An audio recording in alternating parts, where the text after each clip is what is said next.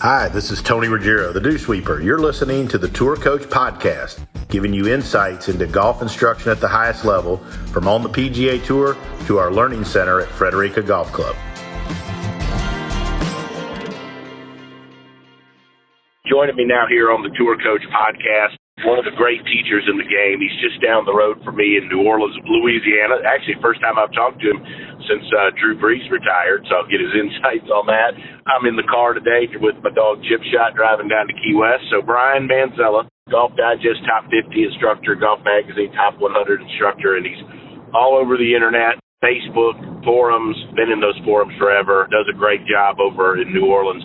Brian, how you doing, buddy? And thanks for sitting there with me. Great to be on the pod with you, bud.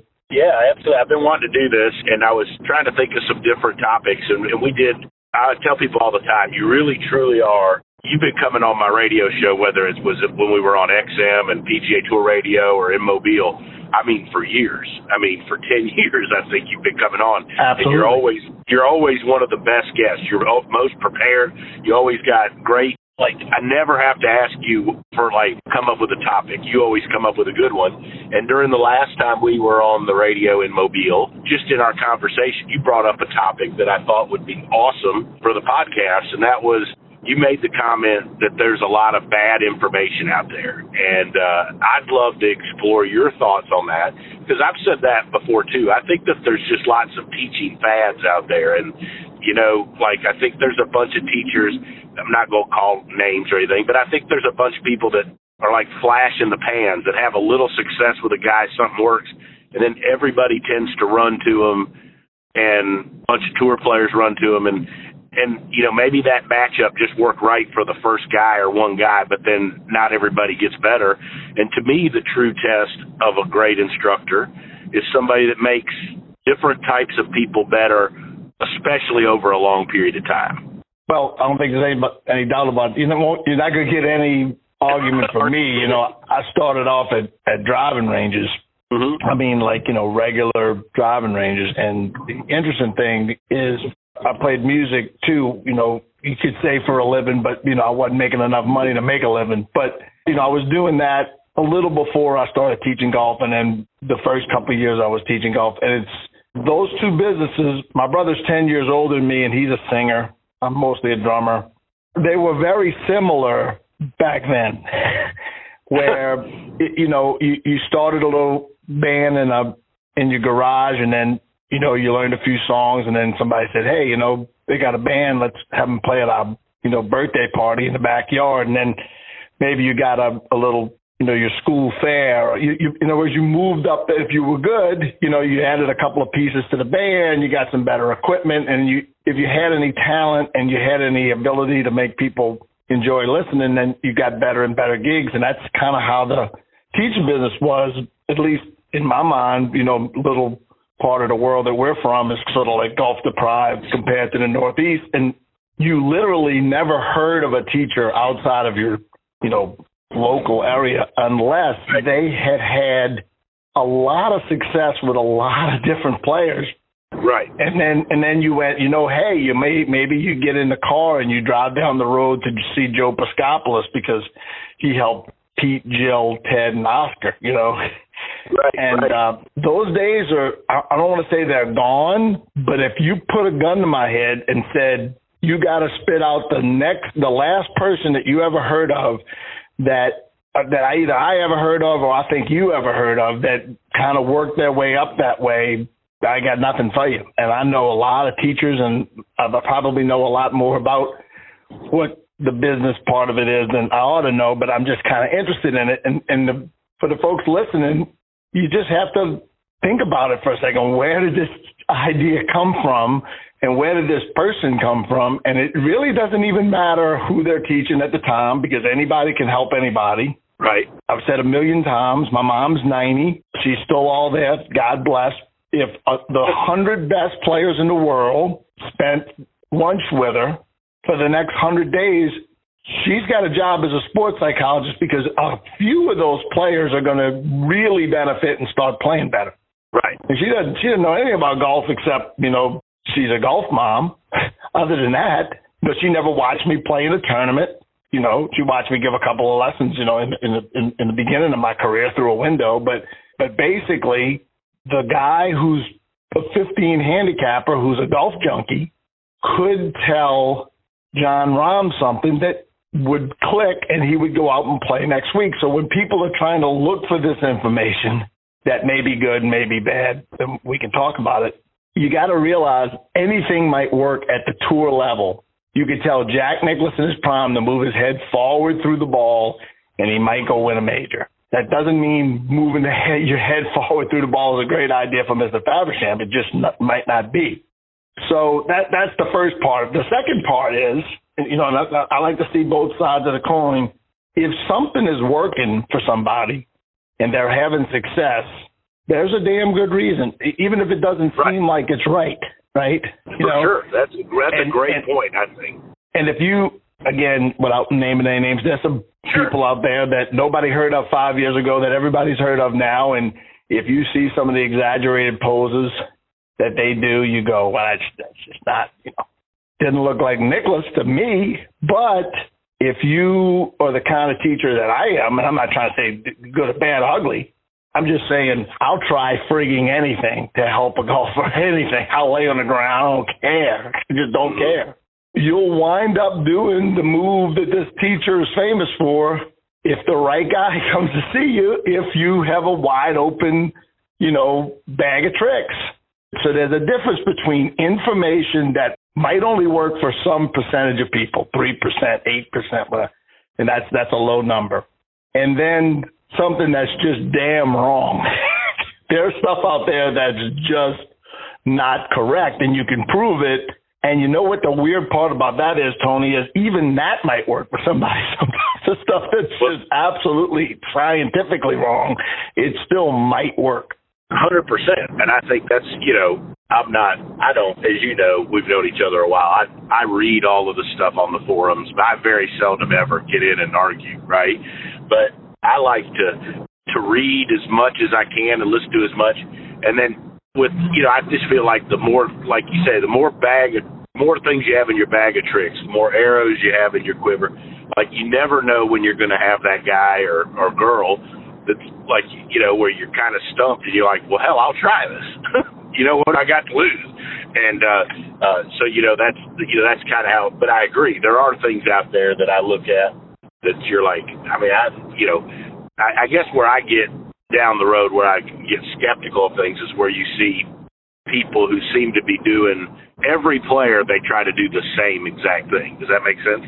And then you know they're full of it. I mean, I hate to say that, but that's a stone cold lock.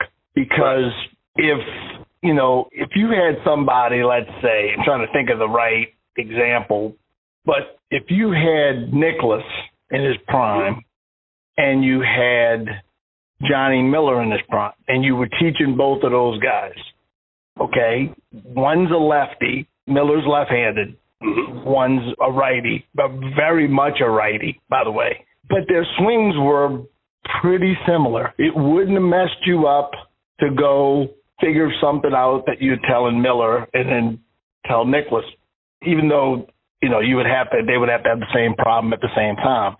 But let's just say you were teaching Hogan and Nicklaus. Oh, no. No, that's going to be two very, very different lessons. You know, it just is. And then so that's the problem, right? People that, you know, would give Charles Barkley and David Toms the same lesson, right? The smoothest and the least smooth. You know, those are pretty extreme. Those are pretty extreme. And the odds are against it. Now, I'm not saying it couldn't happen. Just because somebody's swing looks a certain way doesn't mean that some sort of element that you would teach, let's just say, just not to just talk in vague terms all the time. I like to see the middle of the upper body get in front of the middle of the lower body in the middle downswing with a 7-iron. Let's just throw a 7-iron. Okay. God only knows if you went back in a damn time machine to 2000, much less 1983 or 2 or whatever the hell it was when I gave my first lesson, and you would have told me that I would be teaching that, I would say, are you That's the one thing in the world that's not right. But it is right. I mean, you can measure it now, and it is right. And so that move, so there's a move that you might get a lot of players to do at some point. But if you're giving somebody who's a straight-up over-the-top slicer, which, gee willikers, you're never running out of that group of people. No. It's the last thing in the world you would tell them in the first lesson you ever gave them. The last possible thing you're going to get they already have their upper body, their lower body halfway down in the downswing, too much. So that's where you'd make a guy worse by giving them some information that, is obviously correct. It's what happens. That would work. That would work for David Toms, and it would make David Toms and Lucas Wall hit it better right now. And then this poor, really coordinated Alvin Kamara. I don't know if he's ever had a golf club in his hand, but boy, you'd like to teach that cat, right? Could he do anything with a golf club that you wanted him to do? But if he had played a little bit, a couple of little scrambles here and there, and he had the funky grip, and he came over the top and sliced it, you'd probably be getting him to learn to get his lower body, which by the time you get to impact, you want your upper body behind your lower body. But I was talking about mid-downswing. You'd be working on that second part with Kamara if he's, a new golfer who's a slicer. So you don't hear those conversations. This sounds, anybody listening, to this podcast 3 weeks after we do it or 3 years after we do it, some of this stuff sounds real basic, but if you go to these places where people actually talk about the golf swing, and we can talk about that's kind of gotten killed in the last few years too, the actual golf swing discussion, but it sounds basic, but it never comes up. And if you made it come up, people would, oh no, if it's right, it's right. If it's wrong, it's wrong. And that's not real golf instruction. Real golf instruction is you may teach something you hate at 10 o'clock this morning because it works for that golf. Yeah, and I love this conversation, and that's one reason I enjoy. I enjoy this chatting with you because I will say this: we don't always agree on things. We haven't always agreed, but you always make me think, right? Which is, I think, challenges me to become a better teacher, right? And what you said is true. Like the more things you learn to know, like you have access to something that you wouldn't normally teach and you hate, not your preference or whatever. But, man, it might help the guy at 10 o'clock this morning, Well, I generally don't like real flat backswings, okay? Mm-hmm. There's one, right? So when I started at English Turn, I think one of the ways that they were waffling on whether they wanted to bring another teacher in. And David Toms knew Derek Sanders, who was a pro at that point. And I think David, I never asked David this. It's none of my, he was just here for 5 hours in the studio, 2 weeks ago working on his game. But he's the guy you don't really ask favors for because when you need one, he's going to be there for you. In this case, he made the phone call. And I think one of the things he did was he told Derek, hey, are you stupid? I mean, you like to play. He's going to help you, you dummy. Right. So early on, obviously you got a good player as the head pro at your facility, and, everybody struggles. I don't care if Sergio was a head pro at your facility, he'd say, come take a look, Tony. Right, so exactly. He's been striping it since 1980. So Derek's swing is very flat, short and flat. I don't like short and I don't like flat. And now I think I've had him hit it pretty good, over time that I've helped him, especially when he was there. So the point is, what are you going to do? No, you can't swing this way. Get your arms up. This is how he plays golf. This is it. John Rahm ain't cupping his left wrist at the top, bro. I don't give a damn how much you think you teach it, and it's the holy grail that you're going to go from, arched halfway back to cupped and back to arched. John Rahm ain't doing it. Yeah. So now what are you going to do, Mr. Teacher or Miss Teacher that teaches cup left wrist at the top? Are you going to punt? So when I started and wanted to try to become as good as I could become, I made the conscious decision that I wanted to be able to go walk the tee line at a tour event and help Cal Cavecchia and then go help, the late Rocky Thompson, who's just, passed away, and Bob Gilder, and then go give, Littler a lesson, right? I mean, otherwise, to me, how could you be the best teacher if you couldn't give all of those people a lesson? And there are people who everybody thinks is great teachers, and even those people tend to try to do the same thing to everybody.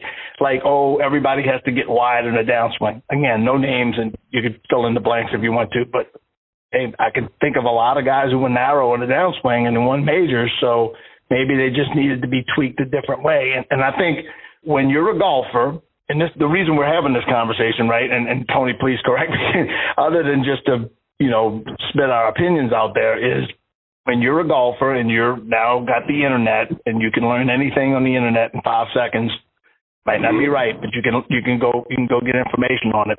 How to build a bomb, okay? That's on there.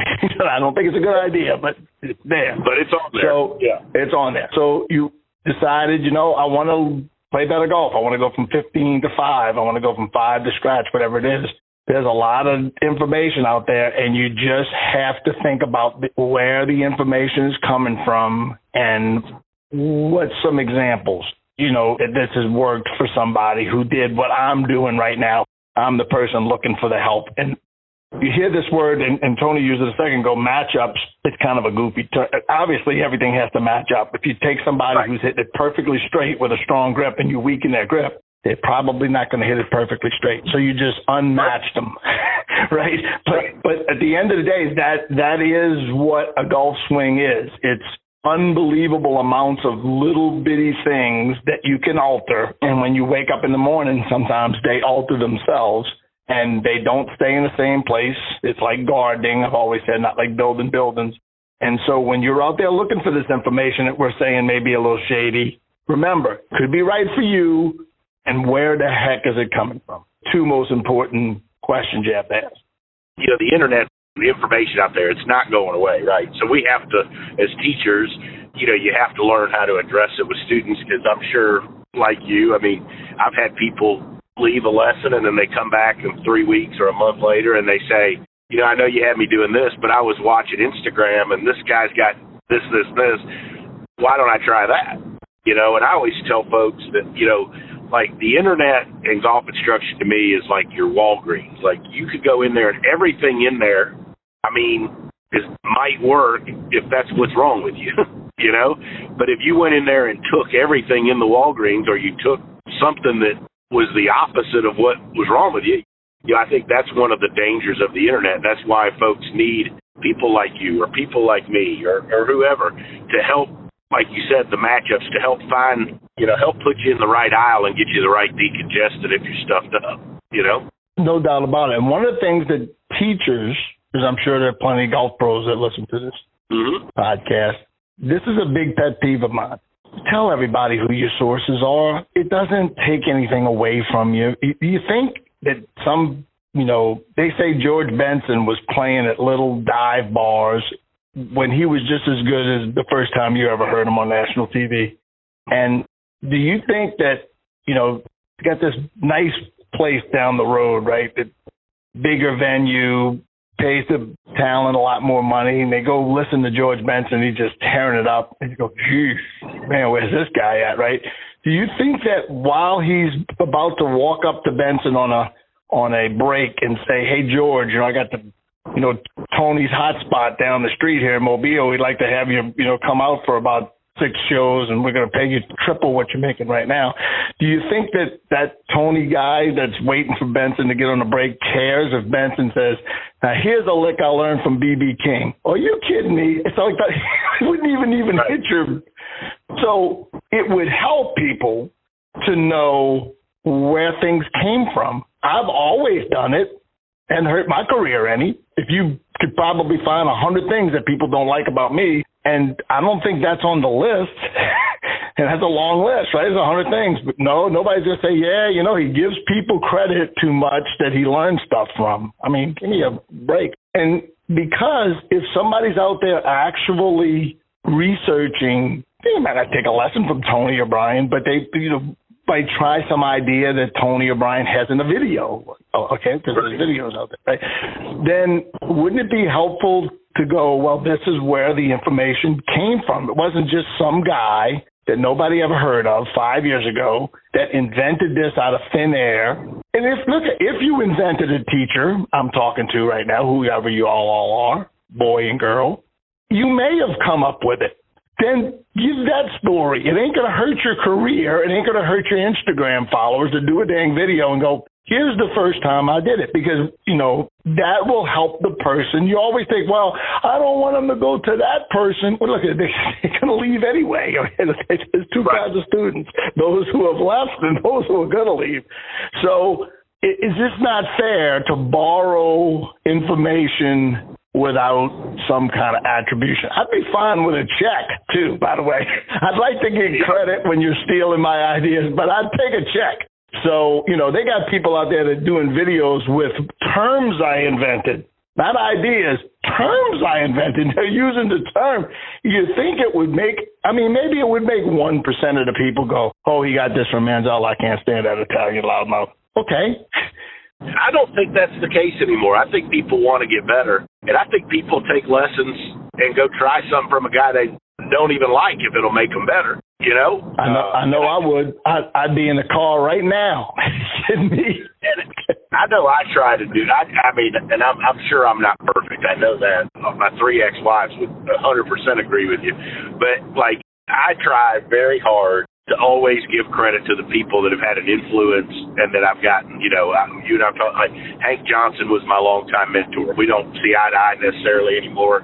But I never. If I'm teaching something that I learned from him, I always say, this is something that my mentor, Hank Johnson, taught me. And today, I still do it or whatever. Or I learned this from Colby Touye when we worked with tour players and fitness. I just think that's the way you all should operate in business anyways. It's not only the right thing to do, it helps them. It helps the person that's doing the research, because people, they will try almost anything to get better at golf. And to me, I said this, talking about the forums and stuff like that on Facebook, I like to get something that'll tweak everybody. But I really think the number one problem in golf instruction is that not enough people have really seen, a couple. Let's say one would do you a little bit of good, but a few really good lessons. That's it. Where are you going to go? Okay, you just started playing golf, Alvin Kamara. You want to watch a couple of lessons. Actually, you want to watch 20 lessons, and then you're going to figure out, this is my cup of tea. I'm going to look for either that person or somebody that does something like that person. Where exactly are you going to see that? The Golf Channel, God bless them, more or less went out of business, and they're just on the air now because they overpaid for those TV rights. But they've never put a live lesson on in 30 years. Why are they so scared? Just because you might tank a lesson, and it happens, sheesh, for sure, right? No, none of us bat 1,000. But Johnny Carson's jokes wasn't always funny, and you still turned him on every dang night. And he was such a good performer that it would be even entertaining when he was tanking. Correct. So, I know somebody or on that thread or whatever was saying, oh, but there's this guy puts up live lessons and this guy they put up lessons of people that can beat me. Yeah, I agree. I'm not that good a player, but I'm a pretty good player and a better ball striker than I'm a player, because I don't get to play as much anymore. I don't teach that many people that can beat me.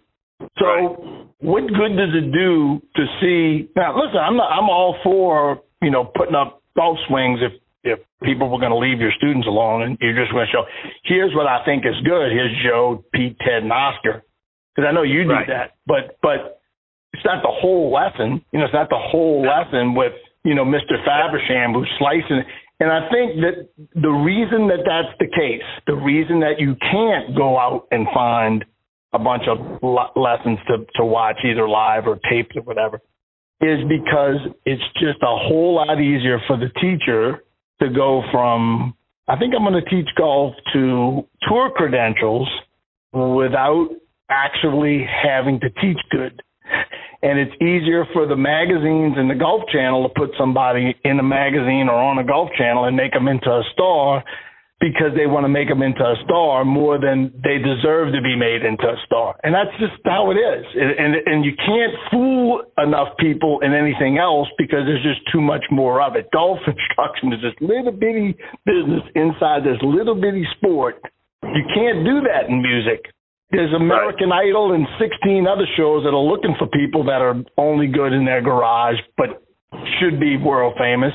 And then you can go to a city like Nashville and New Orleans and walk up and down some street in Frenchman Street and listen to 10 bands that's better than anybody you ever heard in your life. And so you can't get fooled, but you can get fooled in this business really, really fast. And the problem is that everybody's only got so much time to work on their golf game. And if you go up some bad roads, man, it's going to take a long time to go back the other way. I agree with that, and I agree with you 1,000% on that. And to touch on what you mentioned, like about Instagram and my stuff, we talked about this in the New Orleans airport one time. I put swings of guys up. I never put with my tour players what I'm working on, because I don't want some guy that's never taught anybody to start chiming in on what he thinks they should be doing, and the player read it. And players are fragile as they are, tour players. Right? And then they miss a cut this week, and then they have to be reading it, and then they're like, well, I mean, maybe Tony's wrong. Maybe I should be doing that, right? Like, I'm just not going to open myself or the player up to that from somebody that I don't trust. And I've many a time, probably I would say I do it a lot, send videos to people and ask opinions.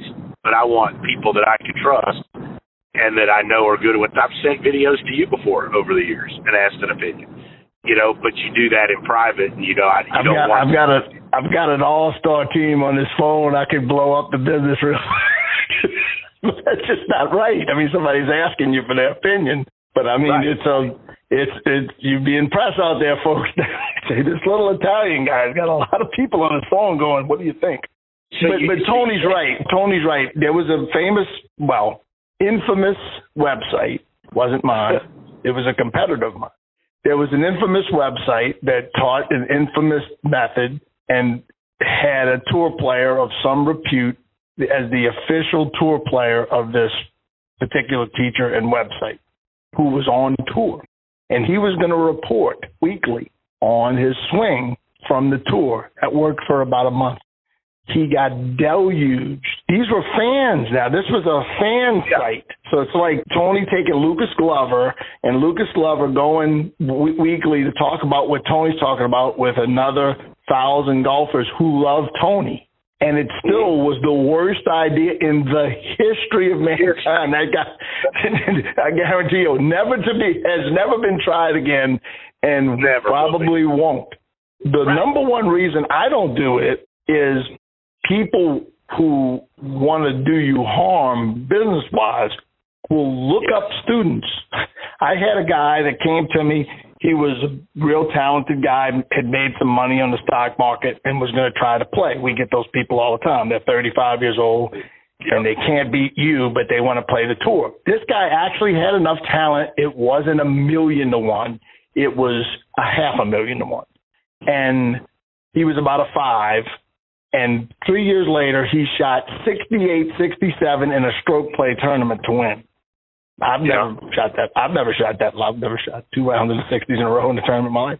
So that guy, I didn't even mention his name, and some troll looked him up and then couldn't find him and found the wife and went to their Facebook page and blah, blah, blah. So there's one of the reasons why I don't do it. You know what I mean? Like, there's enough weirdos out there that, but this guy I was talking about, Tony, the tour player that was on that website, he thought he was going to have fun with it. And nobody owns this game. You get one bad thought in your head and you miss a couple of cuts, and then it's, you know as good as anybody. Oh yeah, agreed. And, the thing that troubles me is that, I'm just not like, but like how many people try to use some of the things where people like you, I would say you're a person that's trying to help other teachers. You put information out, a lot of information that like you're not going to get compensated necessarily. You mentioned like give you credit or mail a check, but where people I'll take a pizza. I'll take a good pizza. Give me a good pizza. Right, but you know what I'm saying? Like you're not, you put some stuff out. Not everybody's going to give you credit. You know that, but you enjoy doing it. You're passionate about it. I respect the shit out of you for that. But like that people will use that to try to hurt your business, right? And to take shots and stuff. And I think that's when you've made comments before, like, well, people don't discuss golf instruction as much. And I think that's one reason the guys that are reasonably successful sometimes shy away from it because you put stuff out there and people take shots at you instead of trying to learn or whatever. They try to take shots at you to hurt your business for their own benefit. And I think that's part of the world we live in. Well, and a lot of times, sometimes those people are golf pros. A lot of times those people are just not golf pros. I've seen you on Facebook, get attacked by guys that couldn't break 100 at a real course. And, that's Paige from the ladies' tees. And right? I didn't know who that guy was. You actually texted me on the side and said, hey, that guy's cost me $1 million. That guy's cost me $1 million. That guy's he's a professional troll, and now he's a professional troll for a person who is a professional troll who gets paid for it on TV. So I'm just not going to mention any names. But the point is, there are people out there who, for no reason, will go after you. And if you want to be on the internet, I don't think that's what's killed. So it's part of being on the internet. I don't think that's what killed golf instruction. What killed golf instruction is, and I'm part of the reason how this happened. So golf instruction discussion on the internet died the day that science got involved, because scientists or university people, I know teachers at universities, some of them make pretty good money. I don't think it's that lucrative a career. Butch Harmon's making more money than Stephen Nesbitt, even though Stephen Nesbitt makes a damn lot of money. So just they're the two top guys, but it's still right.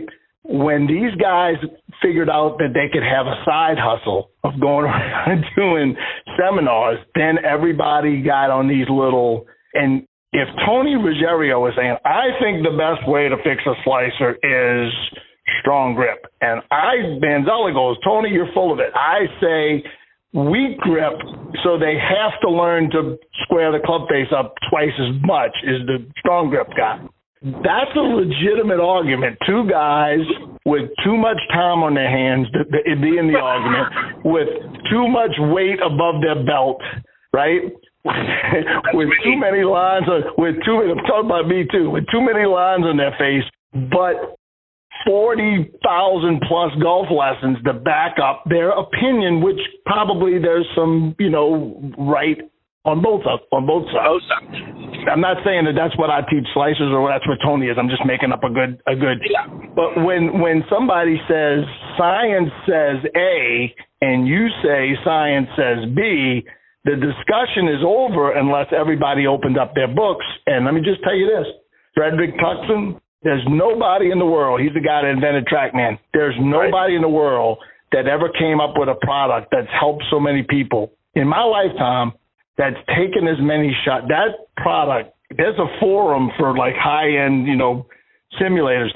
If you mention the word TrackMan, 100 people go, it's this and that, and it's unbelievable. And this guy came up with something that I know that one of the most important things I ever got my hands on.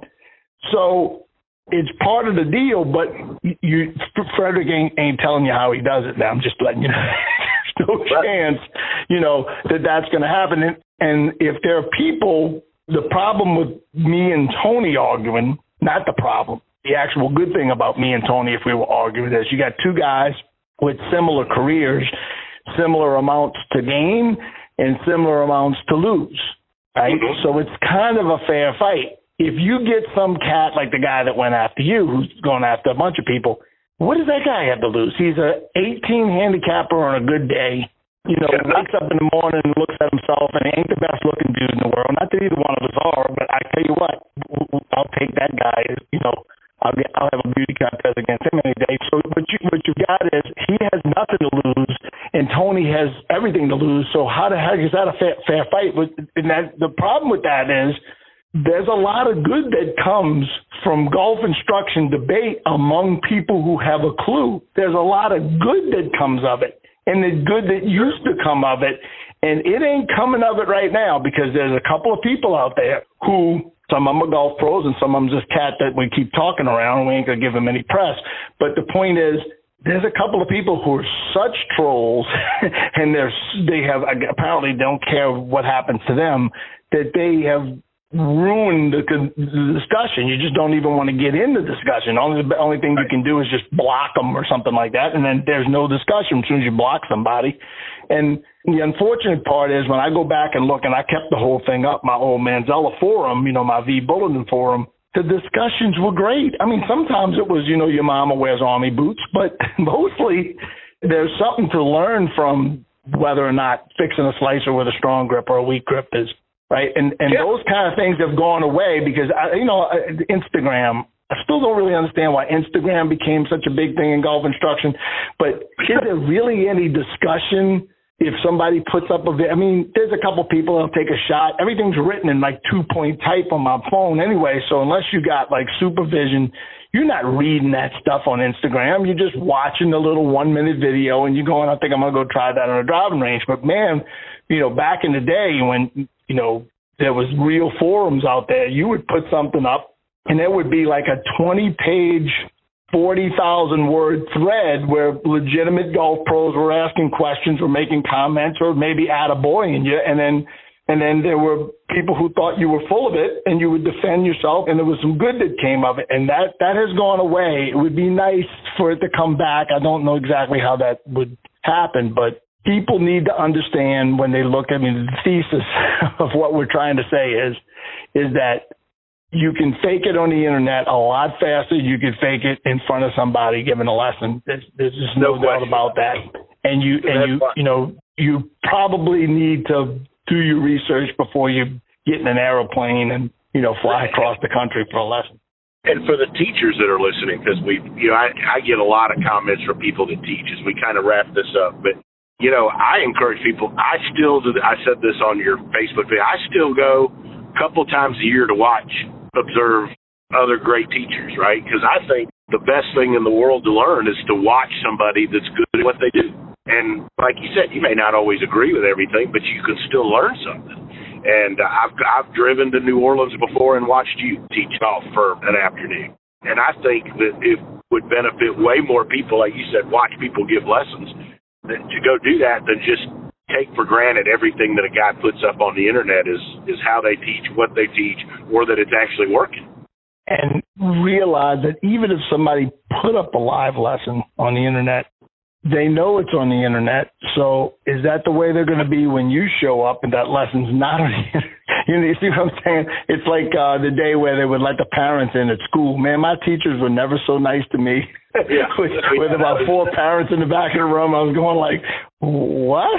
What's going on here? Why are you being so nice? Oh yeah, Lawrence Coy and Ted Roach's mom's in the back.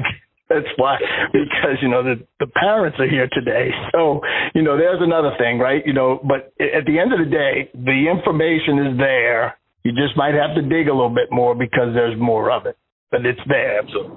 Brian, awesome stuff. Thanks for taking the time. I know you're busy this morning as I'm driving. Appreciate it. And I appreciate over the years, the time you've taken to sit in with me on the radio. It's fun. I always learn something, and hopefully we can get together down the road. Things are returning back to normal and teach some golf. Absolutely, Tony. And, keep it up, buddy. You keep moving up in the business, and I'm one of your biggest fans. Thank you, Brian. I appreciate it. We'll talk soon. Thank you so much for listening to this episode of The Tour Coach with Tony Ruggiero. If you enjoyed this, make sure to hit subscribe, Apple Podcasts, Spotify, wherever you are listening to this podcast. You can stay up to date because we have weekly episodes coming your way with fascinating people in the world of golf instruction at the highest level. Make sure to subscribe and stay tuned. If you want to learn more about Tony, head over to dosweepersgolf.com to get all the details on what he's up to. Maybe you want to see him, grab a lesson, or go to one of his camps, pick up his book, Lessons from the Legends. You can do that there. If you want to see Tony in action with some videos and other content, head over to golfsciencelab.com/Tony to get more info there. This episode was powered by the Golf Science Lab and was edited, mixed, and produced by Just Hit Publish Productions. We go into year 2 of the Tour Coach. It wouldn't be possible without the support of all our sponsors. And I've had some great ones. And one of the things that I'm most proud of in my career and in my business is the fact that all of my relationships here and all these sponsorships have been long-withstanding relationships. haven't jumped from sponsor to sponsor and manufacturer to manufacturer. And I've always prided ourselves in special relationships and when people work together, support each other, and we've all put out great products for the benefits of everybody else. So I want to give a special thanks to these folks that have been with me for such a long time. And that would be the folks at Srixon, Cleveland Golf, and Zexio. Couldn't ask for a better manufacturer to be aligned with. And not only do they put out great product and great support, but they're first-class people and they believe in what we're doing here on the Tour Coach and with the Dew Sweepers, and also Vineyard Vines. Ian, Shep, TJ, and all the folks at Vineyard Vines. It's hard to keep me looking good, but they do a fantastic job. And they're like family. They support everything on the Dew Sweepers, and we're so proud to be affiliated with and support the folks at Vineyard Vines. So if you're out there, you're listening to the Tour Coach, please support our sponsors, Srixon, Cleveland Golf, Zexio, as well as Vineyard Vines, and keep listening and keep enjoying hanging out with us here on the Tour Coach.